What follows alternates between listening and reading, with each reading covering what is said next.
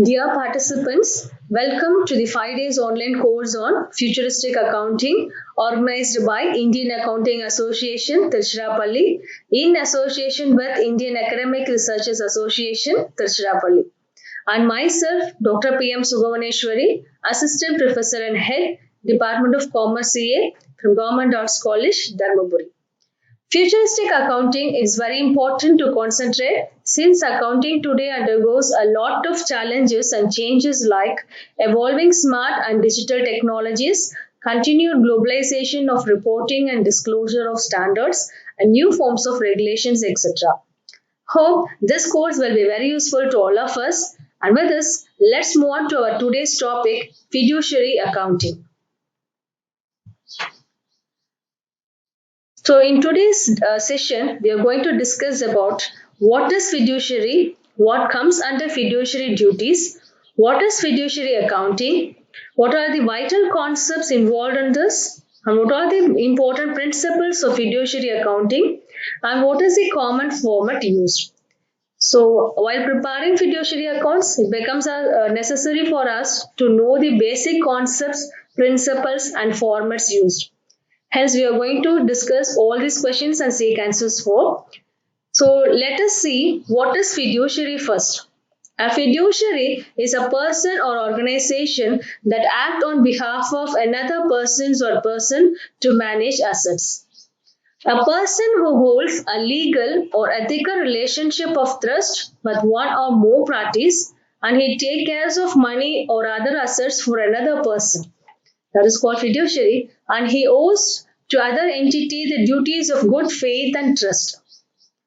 For example, money managers, financial advisors, bankers, accountants, executors, board members, and corporate officers all have fiduciary responsibility. And this we all know actually.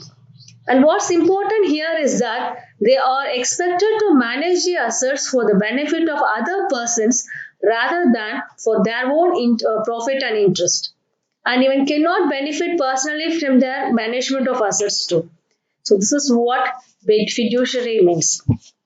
And now let us see what is fiduciary and beneficiary here.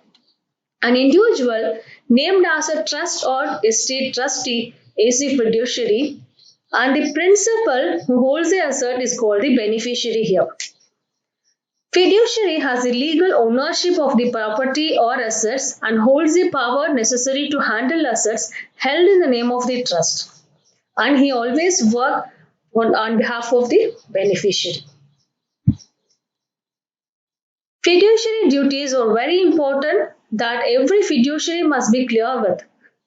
It is required to file with the probate court or judge a surety bond called a fiduciary bond or probate bond to guarantee his faithful performance to the principal or the beneficiary. Fiduciary must always give importance to their beneficiary interest rather than their own interest. They must always see each and every transaction in the perspective of beneficiary. They must also integrate environmental, social and governance factors, that is ESG factors in every investment processes and decision. It is his foremost duty to take better investment decisions and improve the investment performance of the trust and estate. Fiduciary must be extremely loyal and must not gain any income from their position unless the principal or the beneficiary consents. This is very, very important. Whatever it is, whatever step he takes in his fiduciary comes under fiduciary duties, he must inform that to the principal actually. And now let us see what does fiduciary accounting means. Fiduciary accounting involves a recording of transactions associated with the trust or trust in estate entity and issuing period reports on the status of the entity. To put it in a simple way, deals with all the cash transactions whenever the cash is received as well as it is dispersed or distributed, it is recorded. Fiduciary accounting must be done in a proper manner because it comes under scrutiny of court, other beneficiaries and public if needed. Hence, accurate and careful documentation are absolutely necessary here, and it is very important that the beneficiaries must be kept informed about the transactions and investment policies which are being followed. And while preparing the fiduciary accounting, we will be able to get the answers of the following questions, that is, the purpose for which the fiduciary accounting is prepared. What assets are included in the estate or trust? What assets were sold and for how much? What debts, taxes and expenses were paid? Was money reinvested? If so, did the investments increase or decrease in value? How much income was received and on which investments? What was distributed and to whom? So these questions are really very important because all the interested persons among the estate or trust seek the answers for these questions each and every accounting period. So that's the purpose of preparing this fiduciary accounts. And before going to the preparation of fiduciary accounts, we all must know what is principal and income is. So it is very essential because in case of fiduciary accounting, the major part of work here involves the determination of receipts and disbursements between the principal and income. Principal is a property held in trust for later distribution to the remainder beneficiary. Sometimes it is also called as corpus of the estate or trust. It indicates all the property that's available to produce ordinary income. Income is the money or property received as current return from the principal asset. One of the main successful job of the fiduciary is to make sure that you don't favor the income interest over the principal interest or vice versa. Principal is also called as a corpus of the trust because the principal starts with the assets that originally fund the trust. It may increase or decrease in many situations, including the following. The sale of trust property creates capital gains or losses. It may in this way, or the grantor makes additional contribution to the trust, so it may depend on that. And the trust receives a settlement or judgment as a part of the lawsuit. It may be because of that too. And the principal, to put it in a simple way, it is the amount originally received plus capital gains less debts, expenses and capital losses. And whereas in case of income, it is the interest, dividend and other income earned by the principal. So, separate accounts has to be maintained for this principal and income. It is very essential. It must be shown in separate schedules actually. It clearly exhibits what is received, what was sold, what was spent and what was distributed and what was left in the estate or trust. So, it becomes very essential too. Next, we have to follow some standards or principle in preparing the fiduciary accounting. And there are 6 major principles. They are clear and transparent, conscious summary, sufficient information for significant transactions, both values included, that is carrying and current, gains and losses, documentation of all transaction which comes under the responsibility of fiduciary. So now let us see all these principles of fiduciary accounting one by one briefly. Clear and transparent. An account, in order to fulfill its basic function of communication, it is essential to be stated in a clear and transparent manner. So it must be understandable to the persons not familiar with the practices and terminology peculiar to the administration of assets and trust. So ambiguous terminology must be avoided or explained. If there is any abbreviations, must be given wherever it is necessary. And next is conscious summary. A fiduciary account shall begin with a conscious summary of its purpose and content. Very few people can be expected to pay much attention to the document unless they have some understanding of its general purpose and its significance to them. Even with such an understanding or impressions derived from the first page or two will often determine whether the rest is read. So cover page should disclose the nature and function of the account. It must be organized as a table of contents and shall indicate the order of the details presented in the account. Separate totals for the aggregate of the assets at the beginning and at the end, and all the transactions during the period have to be taken into account. So each and every entry shall be supported by a schedule in the account. It is very, very important because all the supported documents are very, very necessary while you are checking over it again, or if it is gone for an anywhere analysis like that. So it is very, very important.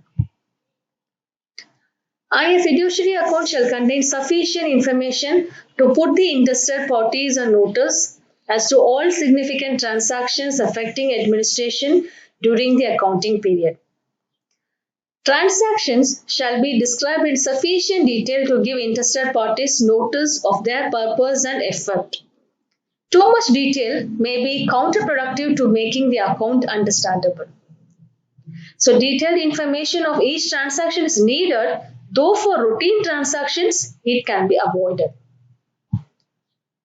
And next one is very, very important one. A fiduciary account includes both carrying and current values. That is, representing the value of assets at acquisition by the fiduciary and current values at the beginning and at the end of the accounting period. So these both are very, very important. It has to be compared and seen how the performance is. So the carrying value should be continued unchanged through successive accounts, and assets should not be arbitrarily written up or written down. With proper disclosure and explanation, carrying value may be adjusted.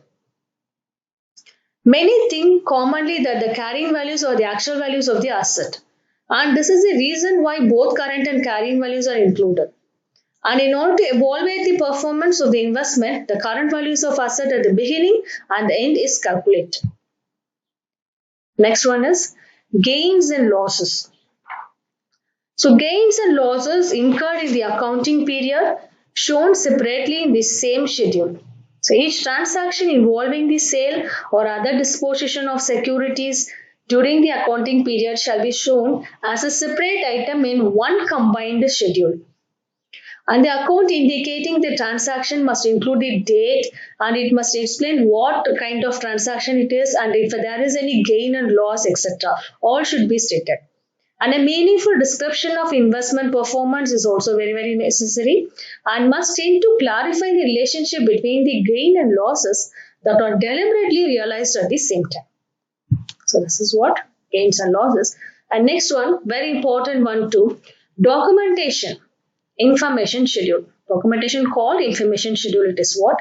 And the fiduciary account should document all the sufficient transactions, all the significant transactions that do not affect the amount for which the fiduciary is responsible. Some transactions do not alter the total fund for which the fiduciary is responsible, but must be shown in order to permit analysis and an understanding of the administration of the funds. These can be shown in information schedule. One schedule should list all investments made during the accounting period. It should include those sold as well as those still on hand. And the second schedule, changes in investment holdings, that is purchase additional shares, partial sales, change in corporate name, etc. So those kind of things also must be recorded in the information schedule. And next comes we are going to see about the common mistakes that is done while preparing the fiduciary accounts.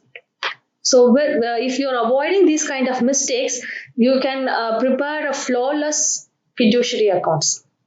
Though in many cases, some mistakes are commonly noted due to the negligence in the part of the fiduciary. They are a lack of trust specific rules. That is, the rules and procedures for handling trust funds are essential for proper fiduciary accounting. But too often the rules and procedures are ignored. And failing to keep trust accounts separate. Keeping personal or business operating funds separate from trust funds is a basic principles of trust accounting too. And relying on manual systems also leads to some mistakes because human error in recording transaction is one of the major causes of accounting mistakes. Hence, a system of cross-check is must essential. A lack of adequate backups. Backups are very, very essential because to avoid a disastrous computer crash like that, simply make it a habit to always back up your data. So always have adequate backups and insufficient resources. A lack of training, technological services, or other requirement of accurate trust accounting leads to insufficient resources. As a result, we fall back behind their duties. So this is very important too. And sometimes the fiduciary mixes funds held in a trust with the fiduciary funds. This commingling of funds makes it difficult to track. So we must be very, very careful about the funds what we are holding with. And next is trust ledger overheads. Though overdrafts are common, it's avoidable. So proper controls and procedures can avoid such problems. So you have to follow some procedure in control checks in order to avoid this. And next is uncleared funds. Regular review of funds is must to avoid any unresolved issues like that. For example, uncleared funds waiting to be deposited in the account like that, it has to be deposited the same day. If you are keeping it apart, you have to remember that and make it sure if it is done the next day. So proper reviews must makes it clear actually. So we have to review our funds then and there. And careful bank reconciliation. So each month, bank reconciliation must be completed. At least two persons must review to maintain accurate and reliable records. And next one is lack of internal controls. So everyone responsible for maintaining fiduciary accounts must use the same procedures and rules for safe and accurate accounts. So if you avoid these 10 common mistakes, you can prepare a flawless fiduciary accounts. Okay. In order to avoid these kind of mistakes commonly done, we have some ethics that can be followed for maintaining a proper fiduciary accounts. And there are 10 such important ethics to be followed for preparing a proper fiduciary accounts. First one is preserve property belonging to your client. So rules and this is very important. And we must employ up-to-date virus protection and use unique strong passwords for online banking, etc. So you must prepare the property belonging to your client as with almost complete good faith and confidence. So this is very important. And you must be delegate and never abdicate. That is responsibility of your trust account. So internal checking is must and never sign checks without verifying underlying records. So that becomes very, very important. And your bank considers that you have one client trust account. Since we may have multiple accounts and one for each client, you can set up subcounts for each client. So that will help you in most ways. And the money in the trust account is not yours until you earn it. So hence it is considered to be one of the other current liabilities. So you must be very, very careful with that. And capture all the details of each client and maintain it properly. All the dates, source, purpose of deposit or disbursement, etc. has to be maintained in a proper way. And next is trust must verify. Check properly whether all transactions are properly documented. Well, verification of all deposits and withdrawals in your trust account procedures. Don't ever skip this step because this is very, very important. And next is don't spend what you don't have. Yes, wait an adequate amount of time before withdrawing funds for deposits. This is because of the difference between the cleared funds and collected funds. Cleared funds can always never be a collected funds actually. So you have to wait almost time before doing anything like that. And next one is be prepared to promptly account to your client for all money you have received that belongs in whole or in part to that client. Here is where you should exceed the rule requirement for accounting to your client Don't wait for your client to ask for any accounting of funds. You just inform him about whatever the transaction that is going on in trust and everything. And next one is do a three-way reconciliation of your trust account monthly. In three-way means the first, you can reconcile your trust account, that is bank statements. And the second one, take printout of journals of deposits and disbursements. Compare that with the reconciled trust account and it must be equal. And next, again, you have to take a printout of client sub reports, compare it with reconciled records and must be equal. So this is where you can do a three-way process. Again, the next one is keep your trust account records for the required amount of time in your jurisdiction. Most jurisdictions require you to preserve trust account records for 5 years after the client matters is closed. So each and every copy is very, very important and has to be documented and has to be preserved with you for at least 5 years. So these are the basic ethics kept in mind while preparing the fiduciary accounts. If we follow this, we can avoid the major mistakes. And we are clear with what we should do and what we should not do and the basic principles for preparing the fiduciary accounts. And now in order to prepare the fiduciary accounts, we must get ready with all the basic informations like the accounting period. So that has to be decided.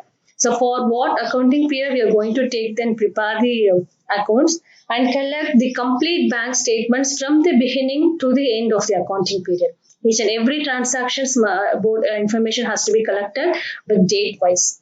And reconciliation of bank statements must also be must in your hand in order to check and verify then and there if you're preparing a proper statement. And information about receipts and disbursement, this we have already seen that date wise for the purpose and from whom and to whom and whatever that particular details, everything has to be collected in detail. And information about the proposals. This is also very, very important. So what is going to be done by the trust or estate in the next few years, that also plays a major role. So information regarding that has to be taken in a separate sheet and must be filed in. And when we are clear about the information, we should also know the legal rules and regulations in a bond.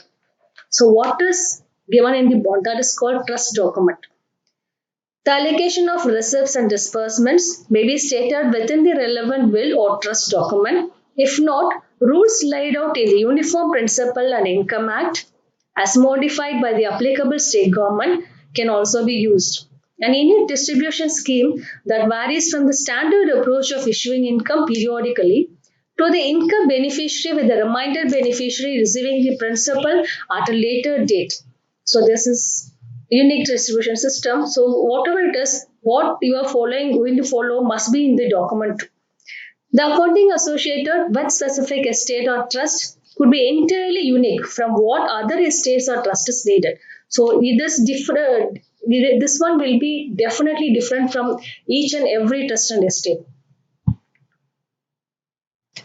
After getting all this information ready, what will be the format to prepare the fiduciary accounts? Let's see that. But there is no fixed format.